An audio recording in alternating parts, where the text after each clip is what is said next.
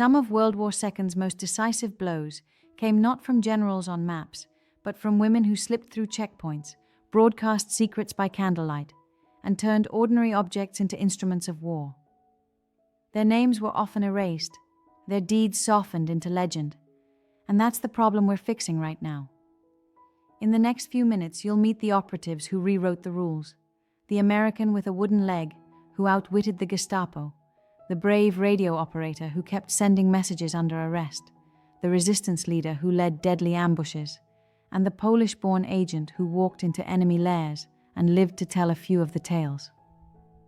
First, I'll break down how they recruited, sabotaged, and survived, the techniques, betrayals, and one risky choice that changed entire campaigns. By the end, you'll see how their tradecraft shaped modern intelligence and why these women deserve to be remembered.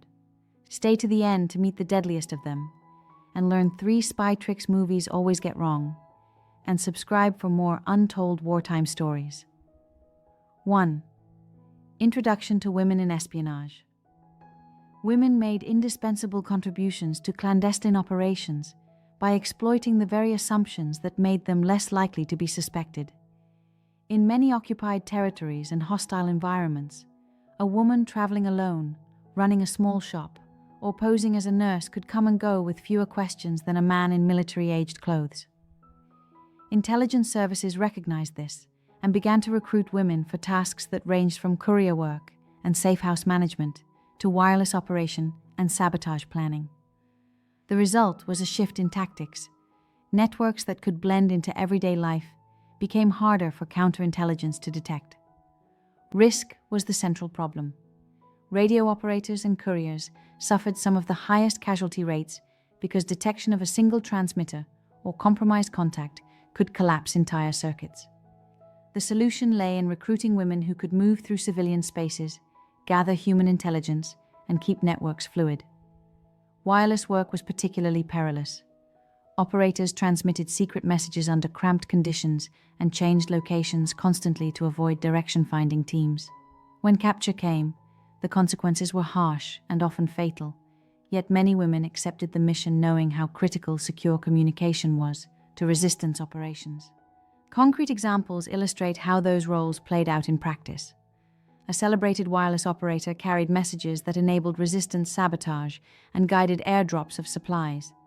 Her transmissions kept scattered cells coordinated despite constant danger. Another operative, literally moving between cafes and marketplaces, used her cover as a courier to ferry forged papers and microfilm, connecting isolated cells and escorting escapees across checkpoints. A different woman, hampered by a prosthetic limb, built an intelligence network inside occupied territory that fed invaluable reports to Allied planners and helped organize local resistance actions. These were not symbolic assignments. They were frontline work that demanded tradecraft, nerves, and improvisation. Tradecraft combined old skills and new adaptations. Women frequently used civilian occupations as covers: shopkeepers, cleaners, typists, entertainers, which provided plausible reasons for crossing borders or entering restricted areas. They relied on dead drops, coded phrases in letters, and concealment techniques like hollowed-out household items or modified clothing to hide messages and equipment. Training emphasized counter-surveillance, secure radio practice, and the art of transforming everyday behavior into a mask. Small gestures, a practiced shopping list, a confident manner at a checkpoint could buy time and space for a mission to succeed. Networks also depended on meticulous record-keeping and redundancy because one lost contact could mean the loss of many lives. The legacy of these women reshaped how intelligence organizations thought about human intelligence and operational design. Lessons about blending into civilian life, exploiting social stereotypes, and prioritizing operational security remain relevant to contemporary covert work. For anyone interested in understanding the craft and courage behind these operations, start with reliable biographies and archival sources that present first-hand accounts and declassified reports. Delve deeper, and you'll find tradecraft that still informs modern clandestine practice, and stories that deserve to be studied, remembered, and taught. 2. Virginia Hall, Limping American Spy. She walked with a wooden prosthesis known as Cuthbert, a daily reminder of the physical cost she carried into the shadows, yet her limp never limited the reach of her intelligence work. Occupied territories were an information vacuum. Networks were dismantled and resistance struggled for coordination. The problem was simple and brutal. Clandestine forces needed reliable leadership, secure communications, and someone who could turn scattered local courage into actionable intelligence. She supplied all of that, often single-handedly. Operating under deep cover, she built and ran clandestine networks that linked French resistance cells to Allied command, arranging arms drops and planning sabotage against transport and supply lines. She mastered tradecraft from safe houses to coded radio transmission protocols and coordinated agents while evading relentless counterintelligence pressure. Short sentence. The Gestapo eventually labeled her one of their most wanted, placing a reward on her capture, a fact that speaks to both her effectiveness and the danger she constantly faced. Her methods reveal practical lessons in improvisation and human intelligence. She recruited couriers drawn from cafes, farmers, and laundresses, turning ordinary routines into secure channels. She trained wireless operators to use brevity codes and strict transmission discipline. She chose safe lodging with rotating aliases and forged papers to blend into daily life. In one documented pattern, she would establish a cell, identify sympathetic local leaders, and then move on once the network could operate independently, a tactic that multiplied impact while minimizing exposure. Quick decisions saved agents' lives. Bold moves paid off. Those concrete tactics mattered because they translated into results, disrupted enemy logistics, rescued pilots and fugitives, and created channels through which intelligence flowed to planners who could act on it. Her ability to adapt, to accept capture risk, exploit local knowledge, and use deception creatively, became a model for modern clandestine operations. Lessons from her career still influence intelligence training, decentralized leadership, emphasis on human sources over technology alone, and the importance of cultural fluency when working with local populations. Learn more about her life and lessons by reading vetted biographies and archival documents, visiting museum collections that preserve resistance artifacts, or studying tradecraft courses that analyze her techniques.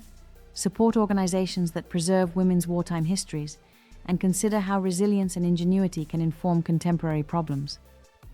Take a step. Find a reputable biography or an exhibit, and see how one person's resourcefulness changed the course of covert operations. 3. Violette Szabo, SOE agent. Occupied France depended on a handful of clandestine operatives who could move unseen, knit together fractured resistance cells, and turn whispered tips into disruptive action. The problem was brutal and simple. German counterintelligence had the resources to crush any loose thread, and communications were fragile. Networks needed people who could speak the language, blend in, and take enormous personal risks to keep radios alive and sabotage on schedule. The solution in many cases came from women trained by the Special Operations Executive, women who could travel with less suspicion and who mastered wireless operation, sabotage techniques, and covert tradecraft. Violette Szabo was one of those operatives.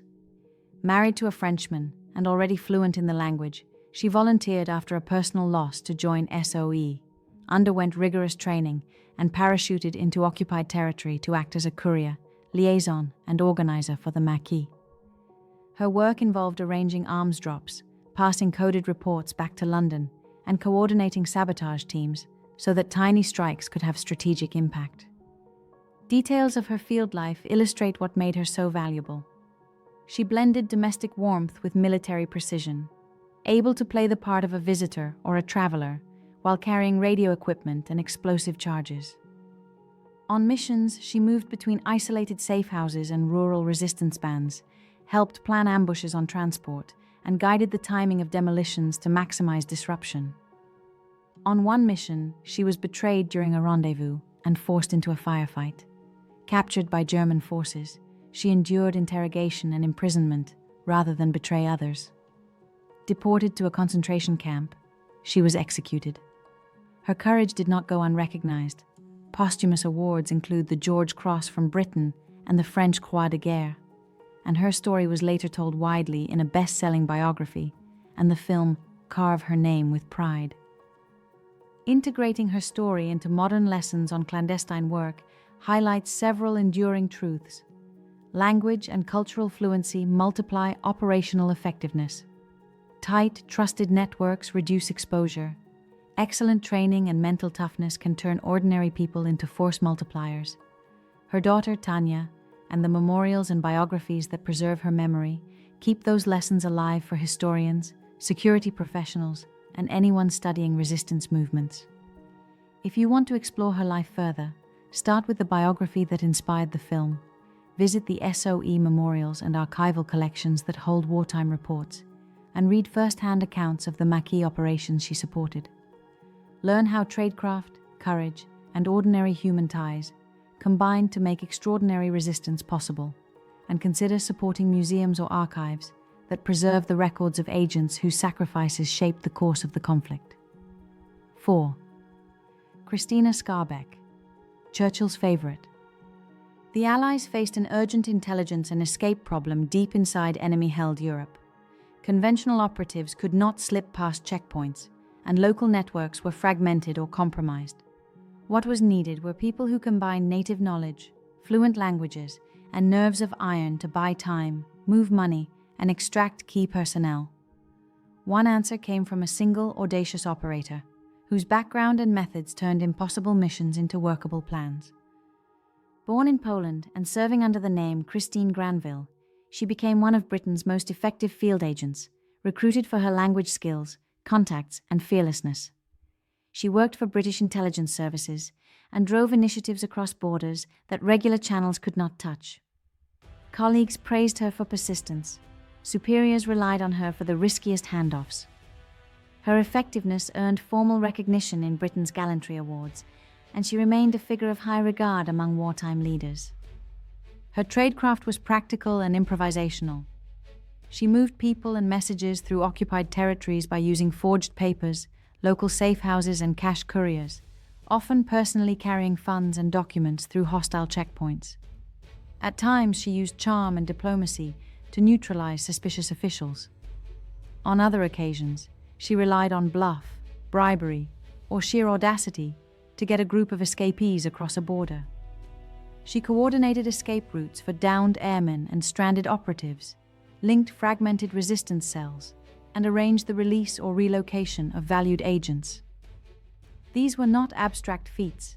They required months of patient cultivation of contacts, knowledge of regional transit routes, and the stamina to travel constantly under threat. Those operational details translate directly into modern lessons for anyone working in high-risk coordination. Build redundancy in routes and contacts, keep currency and documentation ready, and develop the ability to improvise under pressure. She showed how local cultural fluency and personal credibility can multiply the impact of limited resources. Leadership-wise, the example underscores combining bold decision-making with meticulous preparation. Small details like convincing a local clerk or timing a train transfer could determine success or failure. If you want to understand how individual initiative can change the balance in a larger campaign, dive into primary accounts and reputable biographies that document her missions. Read archival dispatches for operational specifics, and study her techniques as case studies in resilience and network building. Learn from the methods she used, adapt the principles to contemporary crisis logistics, and consider how courage paired with craft can still solve problems that seem otherwise intractable. 5. Nancy Wake, the White Mouse. Born in Wellington and raised in Australia, she arrived in Europe as a young, restless expatriate and soon found herself up against the brutal machinery of occupation. The problem was stark. German security services were ruthless, the French resistance fragmented, and escape routes were closing under pressure. It took someone who combined local savvy, limitless courage, and a refusal to be intimidated to knit scattered cells into effective action. She became the most wanted person in France, and the Gestapo gave her a nickname that captured both fear and admiration. The solution came through audacity and organization. After slipping past enemy dragnet and reaching Britain, she trained with clandestine services, and returned to France as a courier, organizer, and guerrilla leader. Using forged papers and a cascade of safe houses, she ran arms and information, guided downed airmen to neutral territory, and coordinated supply drops that turned small bands of fighters into formidable units.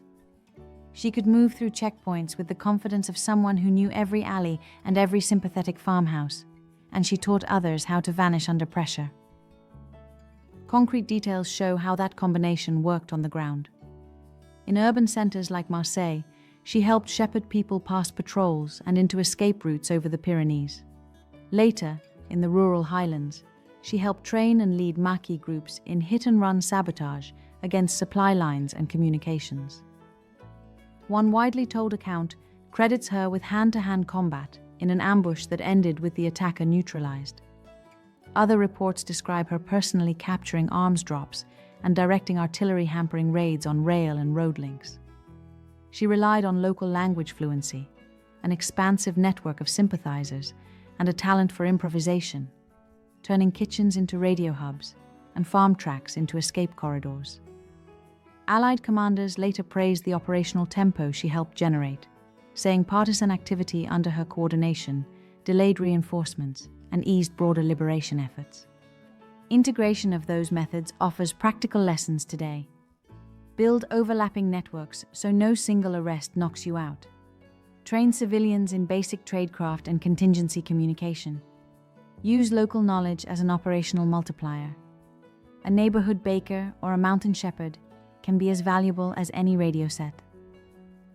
Leadership under fire is as much about humility and trust as it is about daring. Short-term daring without sustainable logistics collapses fast. Long-term resilience comes from redundancy and community buy-in. Read beyond the headlines to understand both the myth and the mechanics.